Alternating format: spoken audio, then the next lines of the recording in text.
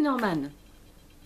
Comme toute bonne fan de Walking Dead qui se respecte, j'attends avec impatience le 8 février, alors que d'habitude, dès fin janvier, je prie pour qu'une bonne petite apocalypse décime la Terre entière. Pourquoi l'apocalypse? Parce que le 8 février, c'est le jour glorieux entre tous où je suis venue au monde.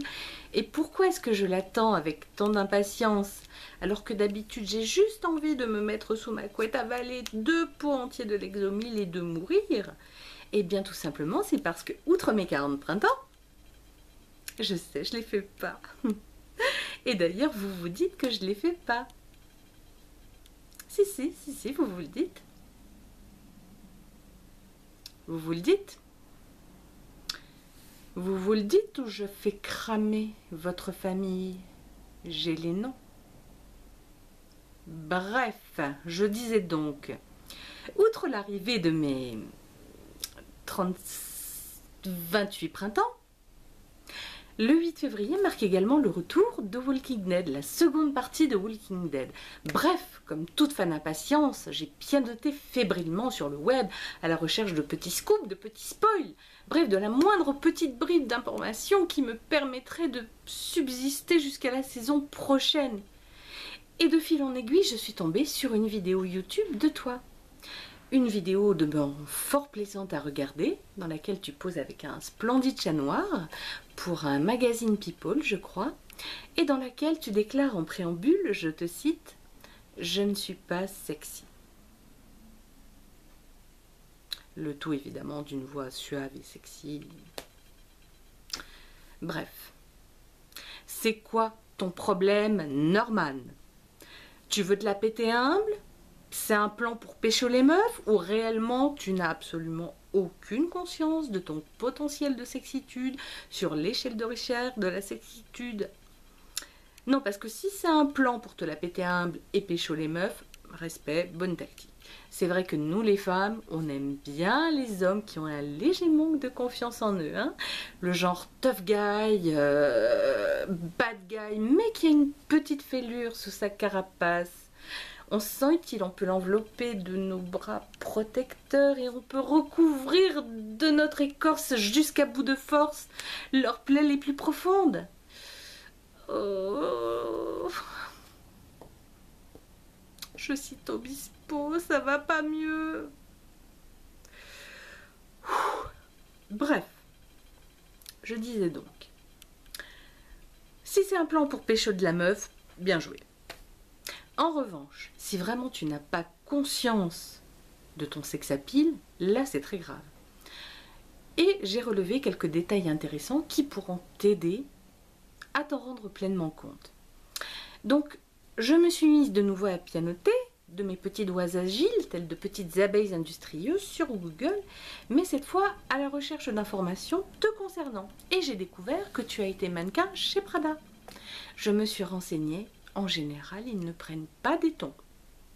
Ensuite, toujours dans le but d'une recherche efficace, j'ai examiné scrupuleusement, une à une, toutes, je dis bien absolument toutes les photos de ton humble personne que j'ai pu trouver sur Google.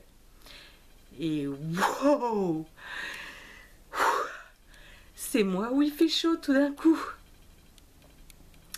Je suis également allée faire un tour sur les forums de discussion centrés sur Walking Dead. Et c'est fou le nombre de fans femmes que Daryl Dixon peut avoir. Mais il en a des pleines brouettes. Je suis même pas sûre que le mec, il ait un seul fan masculin. Et alors tous les commentaires, c'est à base de Daryl, il est trop beau avec 18 O. Ou alors, Daryl, il est trop sexy avec 24 Y. Moi, la première, hein, je fais pas exception à la règle. Revenons aux photos. En examinant les photos, je me suis rendu compte d'un truc, c'est que je n'ai vu que des bombasses de la mort à ton bras. Par exemple, les photos de cérémonie, de remise de prix, d'avant-première ou autre, que de la bombasse de la mort qui tue. Pas un seul ton à ton bras. Donc tout ça, si tu veux, ça devrait peut-être te mettre sur la voie, parce qu'en général, les bombasses de la mort sortent avec des mecs plutôt sexy. Hein, c'est rare qu'elles sortent avec des gros tons. Mais du coup, une réflexion en entraînant une autre, je me suis demandé, est-ce que les femmes magnifiques, est-ce que les grosses bombasses de la mort, est-ce que des top modèles peuvent n'avoir aucune conscience de leur potentiel de séduction, voire nourrir des complexes sur leur physique? Donc, j'ai continué mes recherches, toujours sur Google. Et je suis tombée sur une pépite, sur du lourd, sur du méga lourd. Angelina Jolie. Juste la femme la plus glamour du monde. Hein, qui est mariée avec Brad Pitt. Juste un des mecs les plus glamour du monde. Angelina Jolie déteste sa bouche. Scarlett Johansson ne se trouve pas particulièrement sexy. Jessica Alba se trouve moche des pieds à la tête. Et Beyoncé déteste ses oreilles. Non mais sans déconner, c'est quoi votre problème? Vous voulez filer des complexes aux moches en allant dire ça dans les médias? Non mais je vous rassure, on en a déjà, on n'a pas besoin de vous, on vous a pas entendu pour en avoir des complexes. Hein, quant à toi, Beyoncé, ma chérie, si j'étais complexée que par mes oreilles, je serais la femme la plus heureuse du monde. Et quand on a un cul comme le tien et des nichons comme les tiens, on va pas se répandre dans les médias en disant qu'on n'aime pas ses oreilles. Non, puis en plus, ça a l'air de quoi? C'est du foutage de gueule. Moi, si par exemple, je dis je me trouve pas super jolie en ce moment, bah je suis parfaitement crédible. Crédibilité totale. Venant de Jessica Alba, il y a déjà un peu plus du foutage de gueule. Et du coup, tout ça m'a légèrement contrariée. Pour ne pas dire que ça m'a même carrément foutu dans une rage noire, parce que ça m'a rappelé mon adolescence et le lycée. Juste ce moment atroce qui dure une putain d'éternité, dont tu as l'impression que tu ne sortiras jamais. Et en plus, au lycée, bah, tu es juste la bonne grosse pas très jolie, qui a pour meilleure amie the ultimate hit girl du lycée, qui rentre sans problème et qui flotte dans un 32 quand tu ne casses pas tout ton volume dans un 46, qui te traîne faire du shopping, qui essaye devant toi toutes les fringues dans lesquelles tu ne rentreras jamais et que tu rêves secrètement de pouvoir porter un jour, et qui te demande en minaudant « Est-ce que j'ai pas un peu grossi ?» Et là, tu devrais répondre « Ah, mais carrément, mais grave, ma poule, t'as pris cher. Méfie-toi, dans 6 mois, c'est l'obésité morbide. » Mais comme t'es la bonne grosse copine, bah tu réponds « Mais non, ma chérie, tu n'as pas grossi, et moi, alors qu'est-ce que je devrais te dire? Tu es superbe, tu es magnifique. Sauf que t'as juste une putain d'envie de meurtre. T'as envie de rentrer chez toi, de poignarder le mari que tu n'as pas et de poignarder les mômes que tu n'as pas encore. » Bref. D'ailleurs, j'ai remarqué, en général, c'est plutôt une question de maigre, ça. Est-ce que j'ai pas un peu grossi?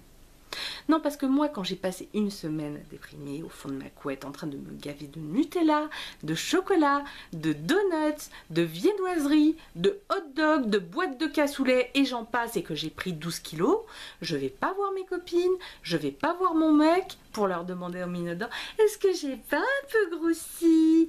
Pourquoi? Bah parce que de deux choses l'une. Soit ils me répondent « Mais non chérie, tu es magnifique, voyons, tu n'as pas pris un gramme. » Et là je sais qu'ils me mentent et je suis obligée de les éliminer un à un. Ou alors ils me disent « Mais si, ma pauvre, là franchement, t'as pris cher, hein ?» Et ça me vexe et je suis également obligée de les éliminer un par un.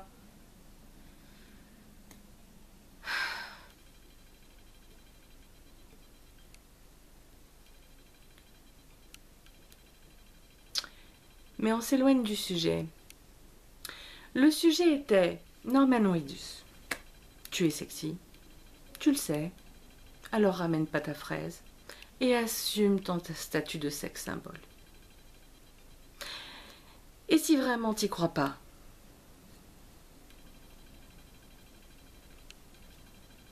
viens chez moi et je te ferai des trucs absolument inédits. T'as déjà entendu parler du poirier japonais? Bon allez, essaye de pas te faire bouffer dans la saison 5, ça me ferait beaucoup de peine. Et fais un gros bisouette à Iris de ma part parce que je le trouve aussi super sexy. Bye Norman, à une prochaine fois.